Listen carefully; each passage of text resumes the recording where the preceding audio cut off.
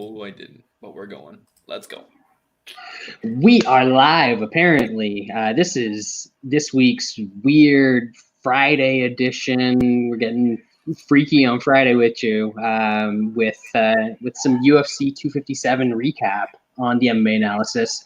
I am not your normal host, but I am Brad Daschuk. I can't even say my own name. Your right own tonight. name, man. Yeah, this is going to be rough. It's Friday's throwing me all out of sorts. Usually, you get off work on a Friday, you smoke a little grass, you drink a little Ripple, crow like a rooster, maybe challenge the mayor's son to a duel. But it's now we got to record a podcast. Sean, why did you make us do this? Oh man, this week was a shit show for all of us.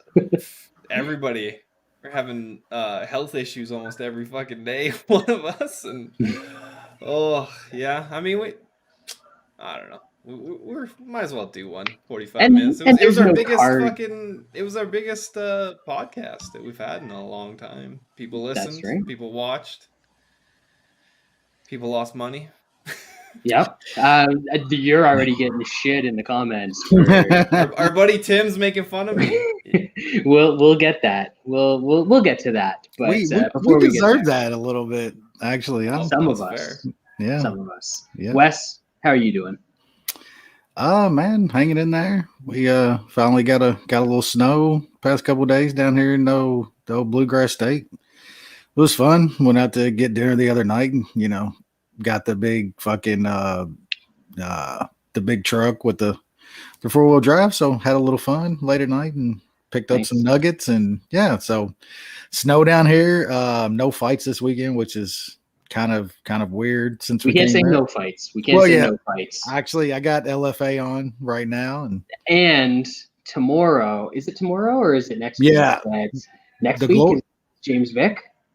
Oh, James Vick is headlining an event. I think it might be tomorrow. Sean is so embarrassed by his bet last week. He just left. He's out of here. He's going to come back in 2 seconds and say he clicked the wrong tab, but it's because he's embarrassed about the McGregor and the Rebus bets. So that's why he skipped out for a second. I thought you were gonna say tomorrow is the Glory heavyweight tournament, which is tomorrow. There you go. Rico's fighting? Yeah, Rico's in that, which is actually pretty cool. Wasn't his fight fell out? Was that what it was? So the one it was supposed to be? Yeah, I think he was supposed to fight Jamal Ben Sadiq or something. Yeah, it was. He's fighting somebody else now. Now it's I think COVID. Yeah. But that was he's probably fighting like Errol Zimmerman or something. I can't remember who it is. They have another older heavyweight dude that we've all seen. I can't remember exactly who it is now. It's still, man, you get 4-man heavyweight glory. That's I love kickboxing though, especially the big dudes. So that's pretty good. Not too bad. I'm trying to pull it up right now. I think maybe it's Glory 77. Edsy Georgia, yeah. That's not bad. He scraps, man. He can bang. Rico's gonna run through these guys. Like Rico's legitimately like really fucking good. He's a really good fighter. He's the outside of maybe Tyrone Spong, he's the one kickboxer that and Spong even did some MMA, just never really made it to the got into the UFC or the top shows. But man, I'm telling you, Rico, with the whole saying 6 months of sprawl training, like Rico goes, he legitimately goes in there and fucks up pretty much any heavyweight on the feet. Like you talking about a guy that would knock the fuck out of the hog. Rico probably knocks that dude out. You know what I'm saying? Yeah. Like he's a legitimate heavyweight striker. That's a decent card, man. Looking at it.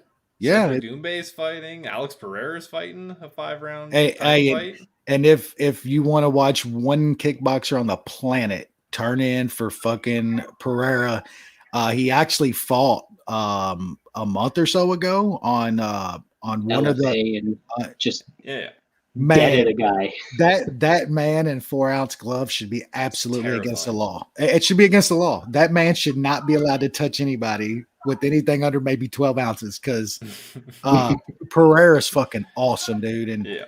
I guess behind Rico, if we could get a guy more over in MMA from that world, Pereira is just insane, man. Just wish he was younger, but Yeah, not that's much the nice thing younger. about Rico too, and why it would still be nice if he came over to MMA because he's only like 31 or 32, something like that. He's still very young by MMA standards for a heavyweight, but And I don't know how beaten up his body is from kickboxing. yeah, was going to say like the head is probably perfectly fine because he's never really gotten like in wars and shit. But man, the legs and the body and shit, it probably countless strikes that guy's taken to his legs and shit. Yeah, maybe he'd be able to deal with calf kicks because we're going to talk about calf kicks later on, and Brad's favorite they're thing. not a problem in Muay Thai. They're not a problem in kickboxing. But MMA, man, these guys can't deal with their calf kicks. Well, and you can't deal with them when your coaches say they never even planned for them when they've been the biggest thing in the sport over the past fucking 2 years. Maybe that's something like the greatest MMA trainer on the planet, the self-proclaimed greatest MMA trainer on the planet, probably should have fucking game planned for. How much of that's just insane. Like I guess we've known for how long he's a fraud, but that just puts a fucking bow on it. That he's just like He that was hit lightning brutal. in a bottle. That man, I know, man. he hit And lightning in a bottle, dude, and made an entire that guy's made millions of fucking dollars now, like millions of dollars off of hitting fucking lightning. Off of a dude walking through his gym. Yep. Crazy times. But enough about kickboxing. There's one other news piece that I would like to talk about, and it's a very serious matter. And that's, a lot of people are giving Casey Kenny shit, saying that Megan Anderson wouldn't even have sex with him because he's 5'7", actually probably like 5'6", or less. And as a short man, I'm 5'5". When you get one of these girls that's bigger than you, man, they just want you to climb all over them like a jungle gym. Megan Anderson would be into that shit. I'm telling Brad's you. got the lowdown. Yep. He's got the lowdown. Yep. Inside information. Although I am better looking than Casey Kenny, so that could play a factor as well. That's not a high bar. I'll make one comment on that. Like, stop being so fucking stupid and like saying dumb shit like you say. It's hard. I know they're idiots. So easily, it comes to them naturally. They're all idiots. Look, we all say dumb shit.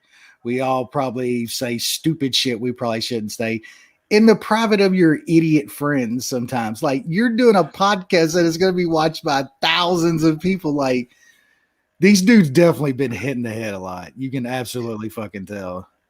Oh, yeah. God. Yep. And, like, because that was the part directed at another fighter, a lot of people are glossing over what a fucking moron O'Malley is. God, he was probably worse. What he said was swept. Yeah, what he said was probably worse because Kenny was just saying dumb shit. Talk about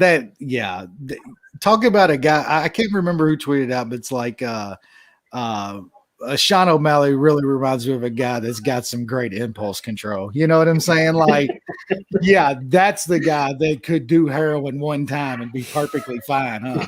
The fuck out of here. That dude would be fucking sucking dick on a corner within 6 months if he tried heroin. All right. So we got to move on because we're not about the heroin, the MMA analysis. We love the cocaine. And that's why we got to talk about Poirier and McGregor. UFC 257, biggest fight for the UFC in quite a while. And I hear for my friends in the States, it was kind of a shitty pay-per-view experience. Not that it really matters because everyone always buys a pay-per-view for the main event and maybe the co-main event. but in Canada it was great, and on the pirate ships it was great as well. So that worked out for Crystal everybody. clear, HD, But no stuttering. Apparently it I did big forgot. business. Yeah, I forgot about Twitter going wild with everybody that's paid and can't watch it. And motherfuckers are tweeting at Dana with their illegal streams and shit. That was so good. Dude, it's such a fucking moron with that pirate. Shutting down the fucking pirate. Like, He didn't even man. get the guy, man. Didn't even get Yeah, the guy. you're in a dude's bushes with some fucking so they like Dana they put a fucking like a Middle Eastern spy app on the cage and I shit. know, I heard about And that. then people's like, so Dana said he's spying on this dude. Is he like using the fucking spy app that they're promoting for the Saudi government and shit? Like these dude, like Dana will fucking do anything for a buck, bro. Like any fucking thing. He does not care. All right. Speaking of guys that will do anything for a buck, Otman Azatar's friend It's a or wild fight week. underling or whatever happened with that dude. I just need to know, Sean, what was in the bag? I mean, I want it to be something cool. I really believe it was something as dumb as like an IV bag. That's disappointing. If it's an That's IV bag, that's disappointing, but that's what disappointing by I think would MMA be. standards. Wes, what was in the bag? What was in the bag? That's actually probably a good guess. What was in the bag? I mean, fucking party powder for after the win. Like, come on, man. Like, The question is, was he gonna be selling it to Connor? why? I mean, Connor probably paid. He was just like, call your boy, hook it up. If he Bring can it get in through your room. it's on me. You know what I'm saying? He paid him enough. He paid him off enough that it's okay that he got fucking cut. Seriously, I think the IV bag might. That's probably a good guess. I mean, I don't see why you would be bringing in like any kind of fucking PEDs after the Yeah, fight. that's a stupid idea. There's zero Yeah, chance. that's No. gonna have literally zero if it lets. That's why the IV bag I think is a good because that dude does cut weight. You know what I'm saying? And that's probably a good guess. That or drugs, man. Like it's got to be right. It's not like some kind of fucking food they don't serve or something. Like it ain't a fucking McDonald's run. It's got to be something like that. You know? All right, so it was a duffel bag, right? So we've got a duffel bag. We've got 3 suitcases in the duffel bag. One suitcase has the powder. All right. Connor supplied, all good to go. The greatest Irish powder you've ever seen. They make good shit there, apparently. Second suitcase is just like jars of clean urine. Right? So that's one option. And then third suitcase, in case they're like watching you too closely when they're doing the urine tests, it's the Whizzinator. It's the fake. There it is. Bringing that shit back. Yeah. Oh, man. Who Ontario Smith, baby. is that? That was who made that shit famous? Yeah, The guy from the Vikings. yeah. I'll always remember his name because it's Ontario. So, Man, what a All right. time! What a time! The original Whizzinator. Never let anyone convince you that MMA is a real sport. Like, you've got this shit going on in one of the biggest events they've held in years, and just wild shit. Like But let's get to the actual fights. What do you say? Oh, there was fights? Yeah, apparently. After all the chaos, they came through with some fights. Main event, I'll let you guys talk about it, but Dustin Poirier squeaks over the 1.5, but finishes Conor McGregor 2 minutes, 32 seconds of the second round with punches. Sean, give me what you got on this fight. Man, we should have known. I mean, I don't think I saw a person on Twitter that had Dustin Poirier. I keep my Twitter feed pretty clean though, so there could have been a couple, but saw a bunch after the fact. Oh, I'm sure there was people posting past the fight, but yeah, I mean, I was pretty surprised. I honestly think that's what it feels like. He fought a much better fighter a much more well-rounded fighter, and he couldn't put him out, and he was very vulnerable to the calf kicks. And supposedly he's never seen him before, which is just mind-boggling. But I feel like this is what happens. It kind of happened to Jones, where everybody kind of caught up to him when it comes to offense, and some things just people got better, and he didn't keep on his trajectory of improving his offense. He just the game caught up, man. And Poirier looked good in the pocket, man, countering. He was getting tagged, but there was a lot of points where he was slipping and making him pay. He would take one, but he would give one right back. He looked good, man. I still was worried about the under. I added the under late. Brad talked me into it, and it was over, 1.5.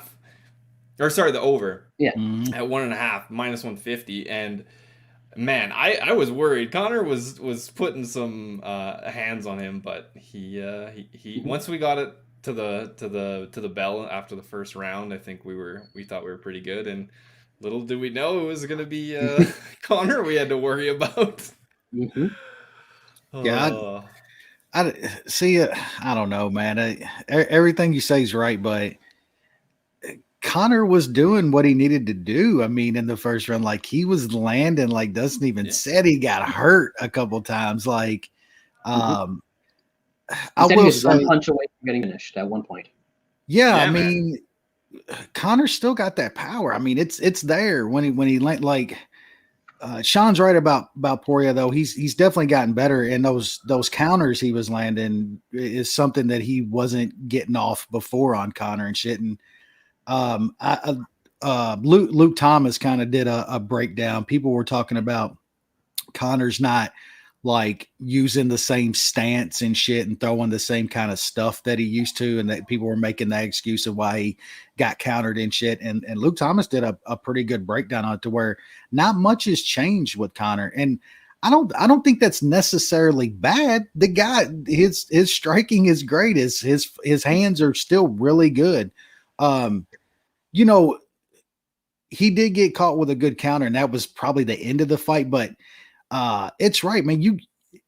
What a joke that you literally can say, like, you should never have that fuck boy Kavanaugh in your corner ever again. If that is not something that he wasn't drilling into you, and you say, I've never seen that, I wasn't prepared for that, when that's been one of the biggest things in the sport over the past couple of years, guys started using that. You know, and I'm not sure that would even really mattered.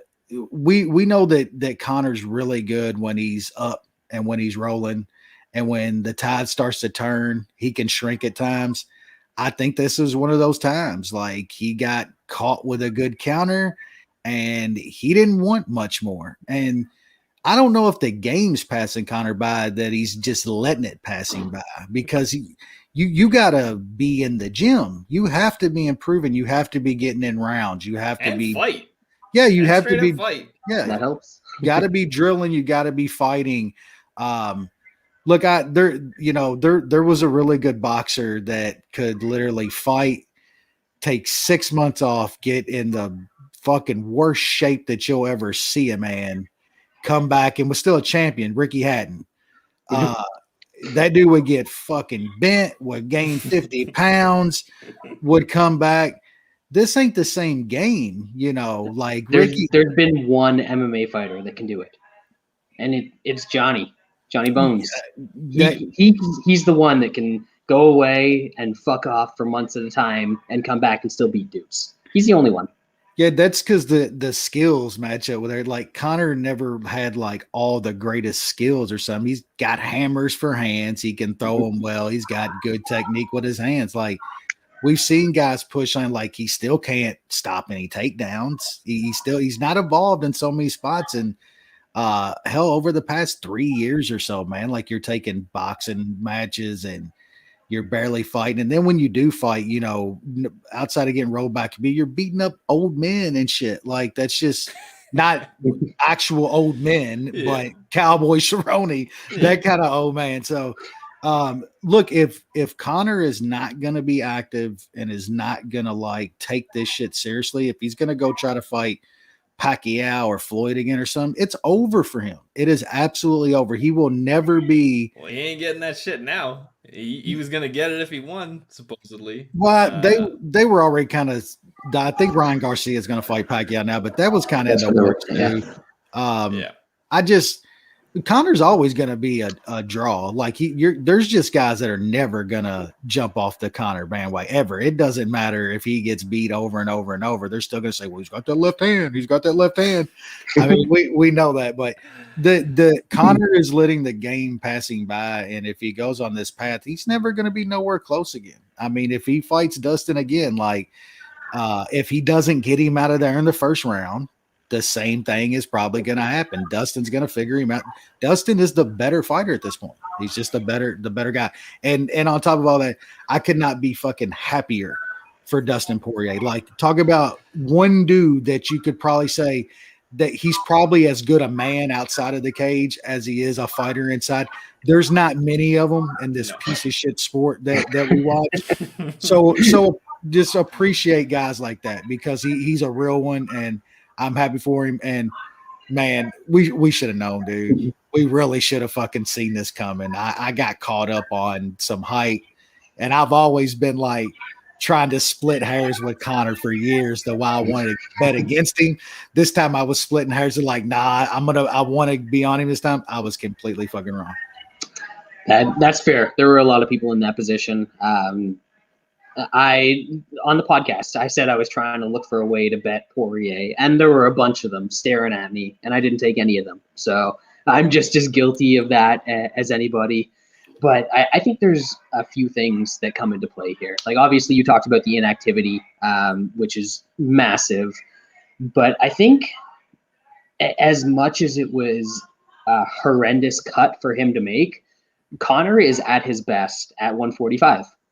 Yeah, he hasn't had he might hasn't be had a lot of success. Arguably him and Aldo the best 145ers ever. I mean, like legitimately, and he starched Aldo. So yeah, and if he stayed there, it probably would have shortened his career because that's a brutal weight cut to make. But that's where like he's still got power at 155. Don't get me wrong. And Connor is not washed. You always get like the hot takes coming out of Connor fights where a dude's completely done. Do you think you think that he's bulked up too much, even that he can't make 145, but he's got to stay 155? I still think the dude might be like too muscly. Yeah, I just don't don't work on cardio. Go for a run, dude. Don't let the fucking weight. 45 he had to be, but he was always more leaned out and stuff. I know he's got to be down there, but you know what I'm saying? He never really had like huge fucking muscles and shit, even for the 145 type frame. He looks like he's fucking juiced. He does. He looks like he's a puffed up fucking juiced up dude now. Well, look at what Aldo did going from 145 to 135. He's just like, he's the same dude, but he's just slimmer in every way. If McGregor does that and goes back to 145, which isn't going to happen at this point in his career, but that's his best weight. We probably should have looked a little bit more at that. Poirier is definitely more of the natural 155er. He seems to fit in a little bit there. But man, the other thing out of this fight is, people want to talk about calf kicks. And I don't buy this bullshit that Connor's never seen calf kicks before, because there's two ways that people defend them. You either check them or you try and like scoop the kick and counter. And he did both of those in this fight. Like he did, but he couldn't really decide between the two of them. So he was like sort of turning his shin out and sort of reaching down, and then he ended up reaching. Would just eat him. Yeah. And then he'd end up like reaching with his left hand while he was trying to counter, and that's where Dustin came back with his counters. So our boy Benny Abrigues or Benny Abs on Twitter, he did a good video showing a lot of the little things that Dustin did in the striking game that aren't calf kicks. Because really what changed this fight was Dustin's right hook. He didn't hit Connor with a calf kick at any of this point and point at him and be like, "Oh, I found it, I got you." But I hit him with that hook, yeah. at the end of that first round, he hit him with that hook, Yep. and that's He when knew he had him. He knew he had him then, dude. found the punch that he needed, and 2 minutes later, they went to their stools, came back out. 2 minutes later, he lands that punch, and I've seen people being like, "Oh man, Connor let him turn him because he couldn't move because of the calf kicks." No, it's because Poirier smashed him upside his head with a right hook, and Connor's legs were just done at that point. And one thing we've seen about him is Connor's got a great chin, but once you get past that first layer, he's like the reverse Frankie Edgar. Yep. Frankie Edgar will get rocked and keep fighting and come back and come back. Connor will get rocked and like make the worst decisions, like shooting on Nate Diaz or being like, "I'm gonna brawl with Dustin Poirier." I think he makes the better business decisions because Connor's not in there to take some kind of beating. You see how quick he lets Khabib sink the choke in, how quick he lets Nate sink the choke in. You're right though. Dustin found the counter that worked, and it was because Connor won the first round.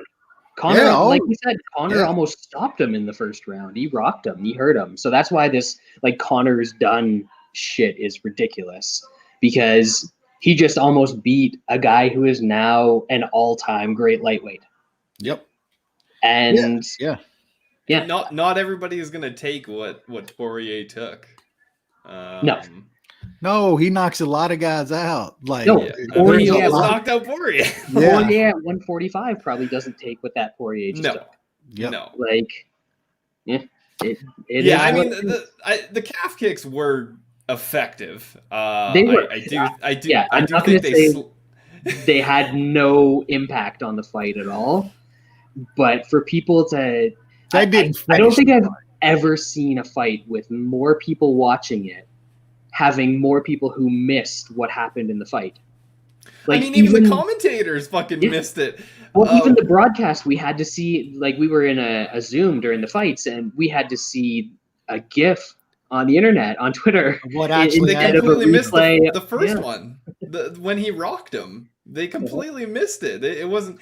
I guess it did take a little while for Dustin to finish him. And then they could have. That's where they showed the highlights because it was so long. But missing the first one was crazy because we all saw it right away. Yep. Yeah. That broadcast is terrible. Fucking, you can never tell me that DC's a good commentator because it's no. He's so bad. Yeah. I think the leg kick they worked and were effective because Poirier even said it after the fight.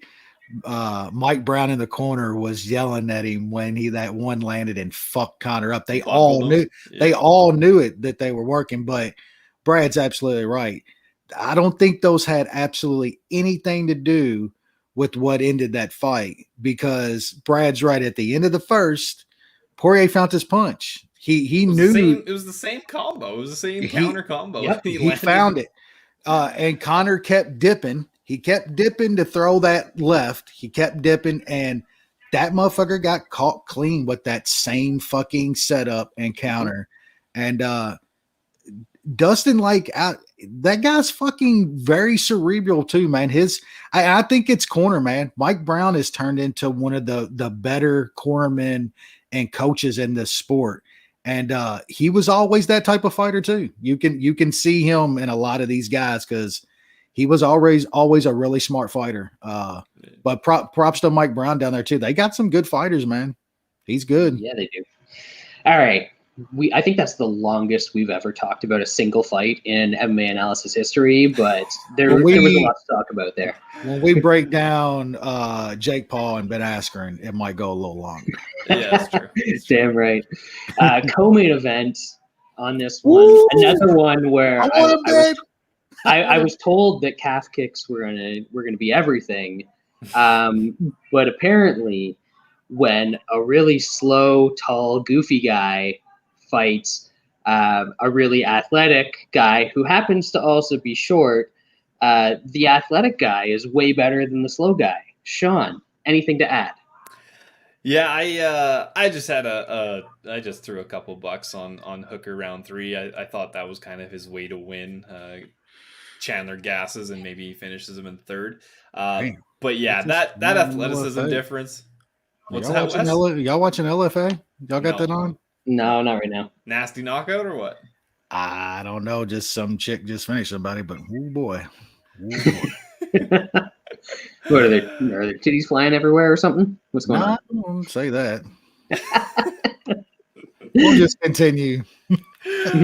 But yeah, the athleticism gap was insane in this fight, and Hooker's tall man defense showed There up it once is. again, and you can't do that against a guy like Chandler, especially early, because Michael Chandler round 1 is a fucking beast. So yeah, Hooker, I gotta flatlined. I gotta put in a little bit for our boy Lance and just give a small little shout out to our boys from our boy that's well Steve? he's SoCal living now, but he's from across the pond originally. And He's got man, those Commonwealth vibes. did he really love him some Dan Hooker going to, I mean, boy, did he love him some Dan Hooker. And Mhm. hey, I thought it was gonna be more some wrestling that Chandler put on Hooker. Mhm. I'll take it. I mean, that was beautiful. Like, seriously, tall guy defense fucking to the James Vick power. And Yeah. I mean, I don't know what's wild is I know Chandler hits hard, but man, Hooker's taken quite a bit in some fights, man. It was kind of surprising to see him just completely flatlined like that. I mean, Yep. that was a bad night. Like, he's had a couple bad beatings now, not flatline knockout. Like, there's some questions. Barboza beating was brutal. Yeah, Maybe take a couple months. you got to question a little bit of that chin. But I saw somebody kind of asking it like, with the stakes and the level of the matchup and shit, like that's got to be one of the best UFC debuts ever. Like, it's got to Most be. of these Bellator guys come in and lay an egg. That did not That's happen. what you were a little worried about. I think you were talking about that. The Bellator guys just not showing up. Yeah, that's Chandler showed up. Yeah, he did. Yeah, he did. Cut a promo. That's a little nature boy afterwards. Yeah, yeah, a little dog money. I think that's the only bet I hit that I had posted entire night. I did all right on this card, but yeah, this one was, people were happy for Poirier, and I'll be honest, I'm a terrible person. I really don't give a fuck if like the good guys win or the bad guys win. I just want to watch entertaining fights. So cynical. I don't care. I don't watch this stuff for like feel good stories. I watch it for entertainment. And I don't know. Apparently, like people have said that Michael Chandler isn't the nicest guy. I don't know, but that was fun to watch. It's always fun to watch a short dude knock out a tall dude. Just those James Vick legendary victories are, never, ever talk shit to the best 155er on the planet when you haven't even gone in there and won the fight that you're scheduled to fight yet.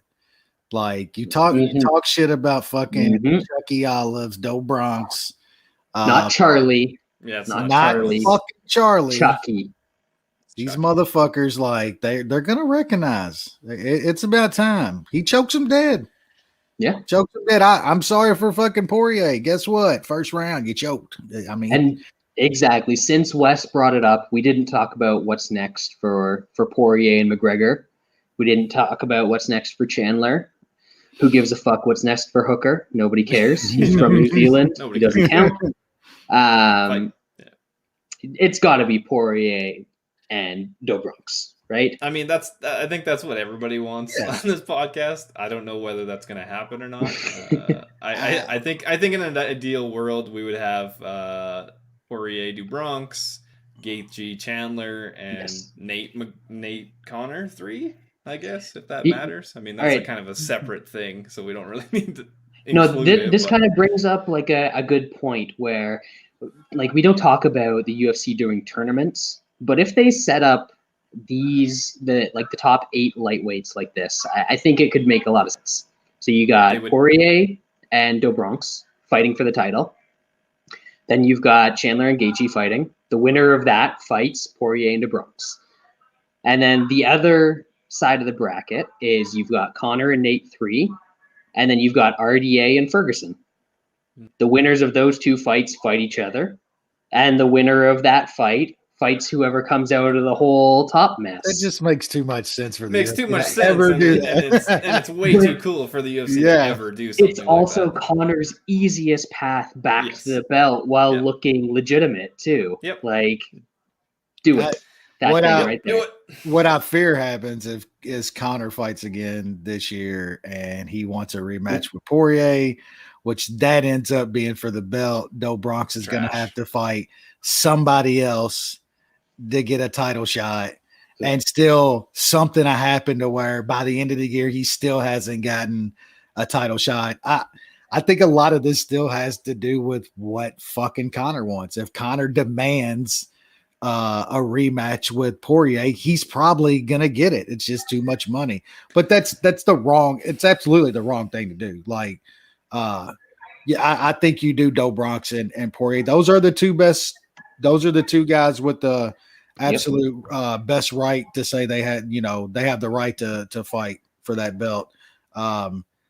Because we can all say now that Khabib's done. I think Dana's whole wanting to do the special and all that just blew up in his face, and Khabib just shoved his fucking nuts in his mouth one more time on the way out. Yeah. We can forget about him. That dude's done, man. He's not fighting anymore. Nope.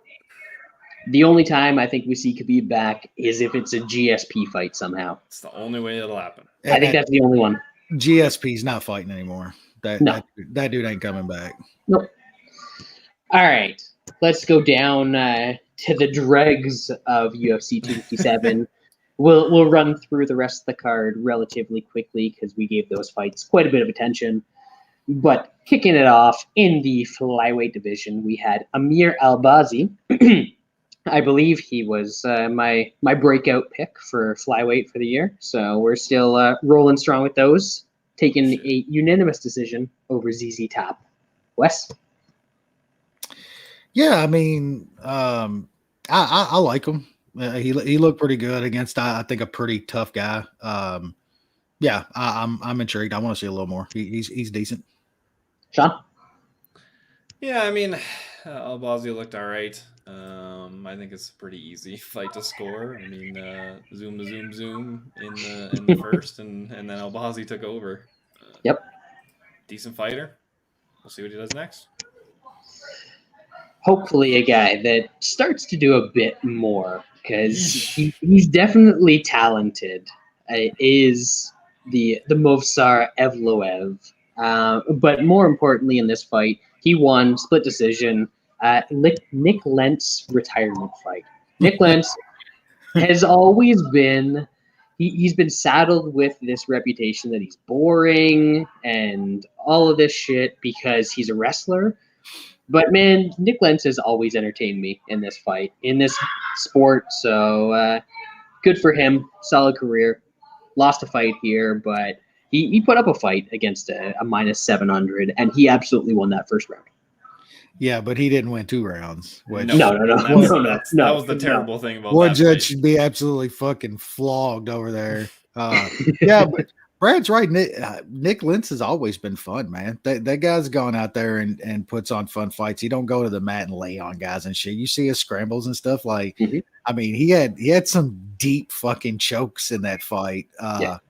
But yeah, that Eloy by decision. That line was fucking low when it came out for a couple of days, and that was crazy. That was just a crazy line. Sean? Yeah, it kind of sucks that Lentz is leaving the sport because of the health issues, but I mean, you say can't see. It's probably for the best. He could get some wins against some shittier guys, but hopefully he has his shit together and has a decent rest of his life, because he was in some wars. Dude, what a Wes, did we bet on anything tonight on LFA? No. Supposedly I got the KO. knock somebody out. That's what YO's telling me. Some guy that Dakota. looks like me got the knockout. Oh, nice. I know some Good dude for with a you, porn Sean. star name just won. His name's Dakota Bush. He sounds like he should be smashing. Is that who I look like? You look that up while I move on to a painful next fight. Light heavyweight division, worst men's division in MMA. Marcin Prachnio takes the unanimous decision over Khalil Rountree. I, at the time, had opinions about this because Rountree hurt him in the second round. The first round was close. He hurt him in the third round. And Prachnio did like kicky, punchy, karate shit. I thought Rountree won this fight, but it sucked. Yeah, I thought Roundtree probably won it, but he let the dude stay around and gave him a chance. Can we also talk about like the 6 tumors it looks like that old boy's got like on his body? Like the dude literally had lumps all over his shit. I was like, man, you might want to go to a doctor, bro. Like you might have some gross, but I think he went to a couple doctors, Wes. yeah. Roundtree, man, I don't. That he gave it. He tried to give it away, and they ended up taking it from him. He did it. Yeah, and yeah, fuck that dude. I don't. Man, it seems like he's in spots to where he's got the biggest power and can hurt dudes. But he just won't though. And fucking Pragna, that guy's terrible, man. Like he's terrible. If there was one guy you had to be like, that dude been knocked out in the first round, like what was it, 2 or 3 fights in a row or some shit? Like he was bad, dude. I bet him last fight. I should have bet him this fight. Fuck. Yeah. Roundtree needs to retire because if you're in a close fight with Prachnio, then that's what you need to do. Prachnio is horrible. Roundtree is washed and needs to retire. Continuing the retirement tour. Women's bantamweight division, Sarah McMahon, like she should probably retire because once she gets more than 7 minutes or so into a fight, she doesn't really want to fight anymore. And Juliana Pena took a couple minutes, figured that out, and choked her out in the third round. Sean? Battle of Mom quit. I had a theory. Theories have to be tested, and through testing, the theory proved to be false. Yes, all right. Yes. Mom quit does not cancel out no matter how many times you pump out kid. No, fuck that. We got to take the theory further. Will 3-1 cancel out? Gotta get to that. It'll be even worse. It'll be even worse. Sarah McMahon fighting at 44 years old in 2024. Man, that was Pena calling out Nunes is just laugh out loud. That was hilarious. You are nobody. I mean, she got like halfway decent. She got like mauled on the first round too. Like, do you imagine what Nunes is going to put on you in the first? Yeah, like, you're that dead. Fight will never happen. Mm-hmm. She is not. No, she ain't good enough or famous enough to fight Nunes before she retires. Siakam going for almost 30. Like Ben got him out. I told you he needed it. I told you he needed it. All right. Next up, middleweight division. I got this one very wrong. Brad Tavares, my namesake, takes the unanimous decision over Shoeface, just nullifying everything Shoeface could possibly want to do. Yeah, we was talking about it too. On the takedown defense held up. It was fairly unproven. He hasn't fought any good wrestlers, but he has a good number, and it seemed to be true against Shoeface. It looked damn good. Yeah, shout out to our boy Dan Tom too. He liked Tavares in this fight. Big time, yeah. He believed a little bit more in that takedown defense. I hadn't seen. I guess there's evidence that it's decent. I just thought Shoeface would be good enough to get it there, and man, he got in on him countless times. Like a lot. Countless fucking times. Brad was even saying like he needed to switch it up a little bit and just try some different takedowns. But yeah, I mean, I'd never seen that out of Tavares. Who knew Tavares? Like could stop some of those takedowns that like Brad said, that he was in fucking deep, like multiple times around. We also talked about it when we were watching this that you know, I think that was more a great performance by Tavares more than it was a bad one by Shoeface, because Shoeface did what he needed to do. He got in so many times, got in deep, and did it in the third. Like his cardio held up fairly well, and that's usually been a little bit of his problem where he's lost close fights. He's given away third round. So yeah, I mean, just a great performance by Tavares, man. That might, I know he's maybe been in bigger fights before. But as far as skill wise, that might have been the best performance I've seen out of him. Yep. Sean, anything to add? No, that's pretty much it. Tavares looked good and a bit surprising to look that good at this point in his career, but good on him. Yeah, this dude's been in the UFC for a decade now, since he was like 22 years old or something like that. And, you know, if you're still in it and still making improvements and looking better at that point, good on you. So hopefully, you know, his performances can be a little dull. So we'll see what comes next for him. But at least it's looking up for now. And the prelim headliner, my man of the night, we got the minus 700 favorite, 900 favorite. What was he by the time the fight closed? It was something big, close to that. But the Sparman.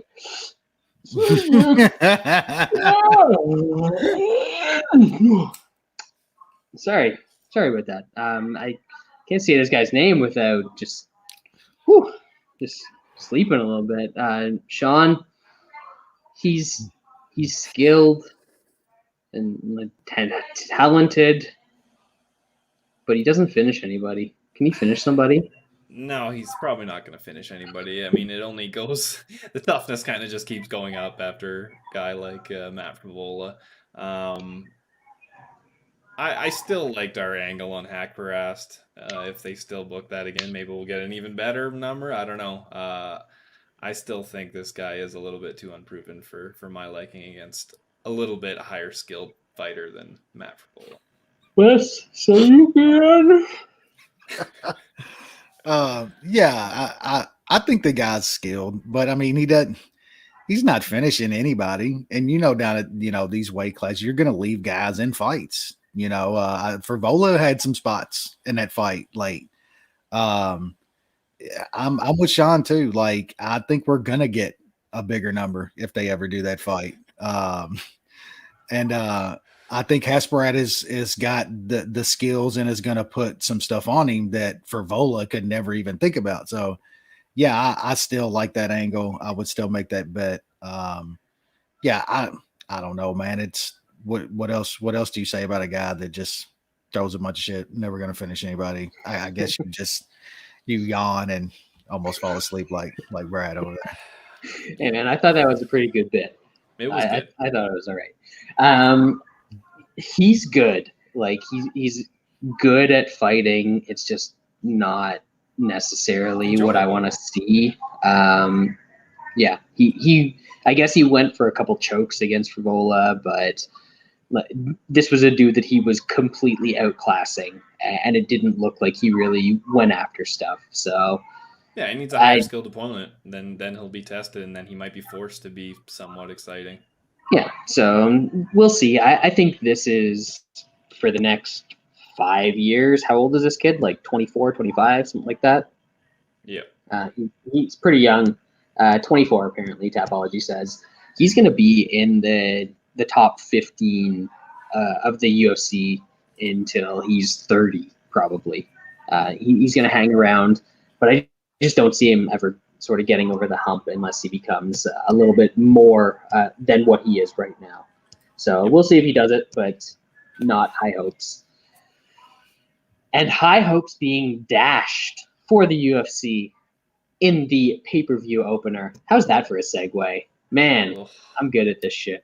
Amanda Ribas, she won the first round. She did exactly what she was supposed to do in the first round. Easily. And then got smoked in the second round by a chick who hasn't knocked out anybody. Anybody? Sean, concerns about that? It's very, very bad and very, very, very surprising. I bet Rebus with McGregor. I thought that was a pretty easy and straightforward parlay. Rebus did what she was supposed to. I thought she would be a little more offensive once she was in the guard, but she kind of just laid there, stayed busy, wasn't really trying to push it to get to mount or anything like that. And then decides to not take her down at all and stay on the feet, and then somehow gets like knocked Melted with like a punch straight down the pipe. Very, very surprising. And then of course you had the Herb Dean fuck up cherry on top. Ooh. Oh man, that was so bad. That was like never let that dude ref again type fuck up again. Like and again. Then he got the fucking title fight, man. Like yeah. Hold these guys accountable. There's much better refs out there. Herb Dean is washed. Put him on the fucking prelims. Yeah, that was. Where's Josh Rosenthal at, man? Where is he at? In California. He's only in California.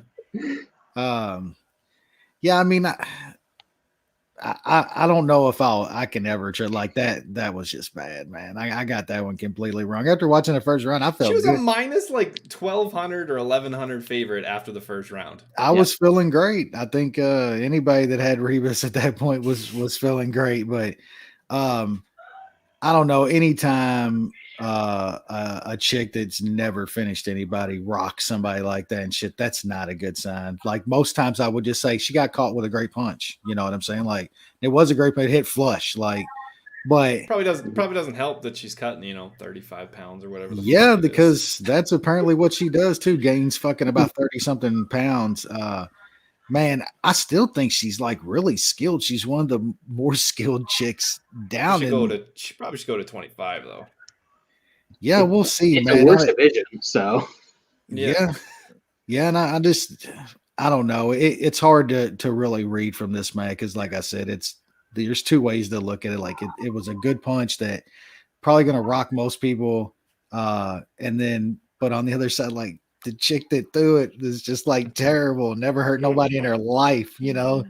So I still think Rebus is good. The skills are there. We'll just have to see how she comes back from this. And yeah, that was one of my worst predictions on a card that I just sucked at completely. So it happens. Yeah, I think the concern here is Rebus's chin. Because this isn't the first time this happened. She got knocked out by Polyana Viana. And I'm not sure if you guys remember her, because she was in the UFC at one point, wasn't she? Like last year. Yeah. She has a fight coming up in the UFC, apparently. She armbarred Emily Whitmire, like, very, very easily. But she also lost to a bunch of shitty fighters, including Hannah Cyphers. she lost to Shockwave. You can't lose to Shockwave, man. 2020 MVP.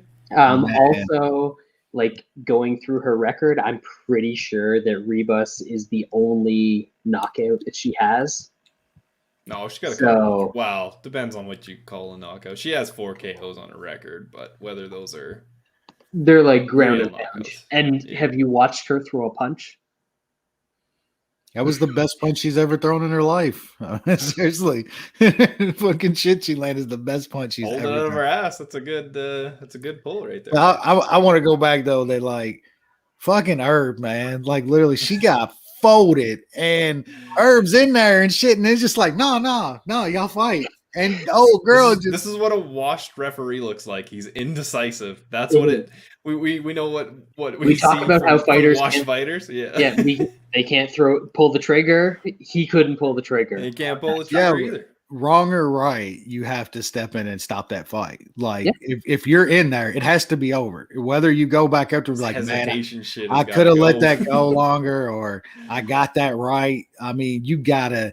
That's just even more dangerous for the person hurt, you know. Like, well, that's the thing. It would have been a fine stoppage if he just stopped it. Like, that would have been perfectly fine. Fine.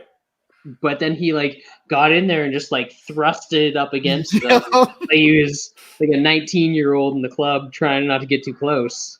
And those are the worst ones, like the ones where you are not even a half a second from stopping it. You're literally stopping it. You're touching them, and then what in your brain clicks, and you're just like, no, I'm not. I'm literally touching them, like stopping and shit.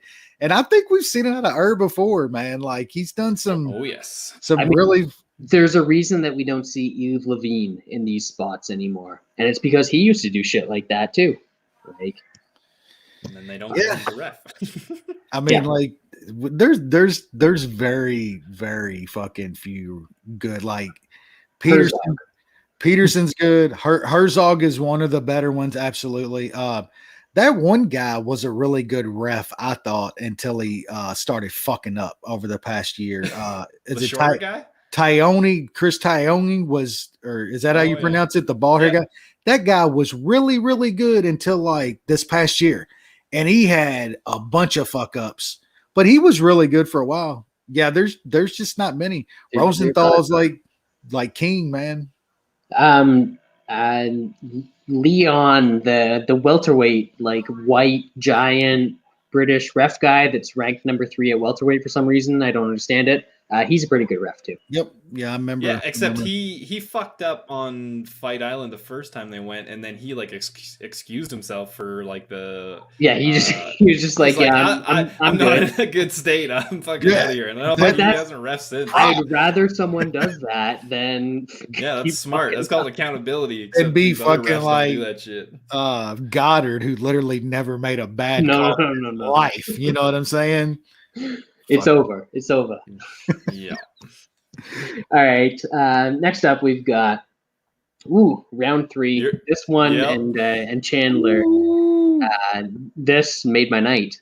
But Mahmoud Muradov, TKO, flying knee and punches, beautiful. Just under 3 minutes left 3 minutes past in round 3. Takes out Andrew Sanchez in the way that Andrew Sanchez himself can get taken out. Wesley, this was a beautiful thing. Yeah, and I think this guy's pretty good. I actually think he's a pretty good fighter. I know most think he probably should have dusted Sanchez, but we were kind of talking about Andrew Sanchez was he's not fighting the same way anymore. Like he's conserving himself and shit. That's why I think it actually got to the third round and also gave him zero chance to win. Like his only chance to win any fight is to do what he does. Go try to smoke a guy in the first round. If it doesn't happen, it doesn't happen. Muradov is good though, man. Like I don't know how much you take out of Andrew Sanchez win a little bit. Andrew Sanchez isn't like a straight punk or anything. He's not some easy out. But man, Muradov looks like he's got some stuff, man. And in that division, we need some young guys, and I think he might be one. He's got some money behind him too, Sean. Yeah, I'm not gonna lie to you, Brad. I was getting a little worried. I had fight doesn't go to decision, like plus 110 or something. It was like never in doubt. Only bets that won. I was getting a little worried, but I shouldn't have. I should have known. I didn't have to worry about that. The Brad round 3 Juju was all up in that, and he loved it. That was awesome to see because everybody caught some of that money. I had a tiny bit. I didn't post none of it though. Like I hit a couple tiny bets, but that helped. That helped a lot. Definitely. Yeah, that's honestly like for someone that like me that bets this shit for fun, and I don't care how much money I win or lose. I had money on this and Chandler round 1, and whenever I do shit like that, I always parlay it together. And like you can't post stuff like that. But it makes me feel good. Anyway, last fight we've got to cover here, and I think we've taken just about an hour, so let's maybe try and blow through this one real quick. It was surprisingly good. It was. Yeah. It wasn't bad. There was action to this fight. There was which is way more than what we expected. There was a point in the third round where Jessica I wanted to make it bad so bad. Like So more bad. than anything in her life, she just wanted to lay up against the cage for 5 minutes. Too much fun was had. But it didn't happen. Yeah. This wasn't bad, as you said. Wes? Yeah, watching it, like I felt like, man, this is a good fight. We're talking about it, but I was getting pretty hammered by this point. I'm like, am I actually watching a good chick fight, or am I drunk, man? And no, it was a good fight, man, for chick fight. Yeah. I threw a small little bet on JoJo here, so I was happy to hit that, and was happy we got a decent chick fight. It is one of the better fights that I think we've seen in a little bit out of a couple chicks. Yeah, the whole Pleasantly pay-per-view card. surprised. Yeah, pleasantly surprised, exactly. The whole pay-per-view card ended up being pretty good. Obviously did good for the UFC, and maybe we'll see that little bump that they've historically gotten after these big cards where there's more people tuning into the follow-up stuff. So we'll see what happens. There's actually a decent card on next week. That's as long right. as it stays together. Yeah, we got to get there, bro. There's been a few changes, but most of it's holding together. So we'll see. The good fights are staying together so far. Yeah, Volkov. Get Lance on here to give a eulogy for his boy. A eulogy, or like how many units is Lance going next week on Frankie? It's the auto 1.5 units Yep. that he has to put Every on time. fucking Frankie Edgar at plus 300 or whatever it is. Yep. Whatever he is, he's laying that. Yeah, we got some good fights on there, man. That Pantoja and old boy fight. That's yeah. There's some good ones. Good card to break down. Dariush rematch. Yeah. We'll Molly McCann, Lara Procopio. That's a low key banger, right? They always bring it, Brad. Michael Johnson and Clay Guida. That's the scrap right there, boys. My God. That is the scrap. 2021, baby. So what time? It says it starts at 5 p.m. So if you tune in around 1, 2, 3, 4, 5, 6, 9 p.m., it'll be a good card. You tune in at 9, you're good to go. If you tune in before then, you're gonna see some shit. So you better be in one at that point, or else make it a shorter night and start it a bit later. Yeah, and that's probably a good call.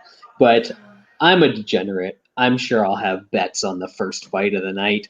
And might even be a Munich. Who knows? Hey, Munich worked out pretty well. I mean, did. Chandler's list, you can just cross that one right off there. We at least know what Munich won't be next week, because I don't think Lance could even talk Brad into.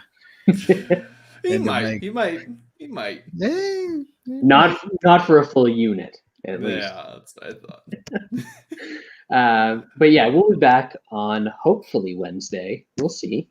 Hopefully there's 4 of us here, and we're going to break down UFC Overeem Volkov, because I don't know what other thing to call it.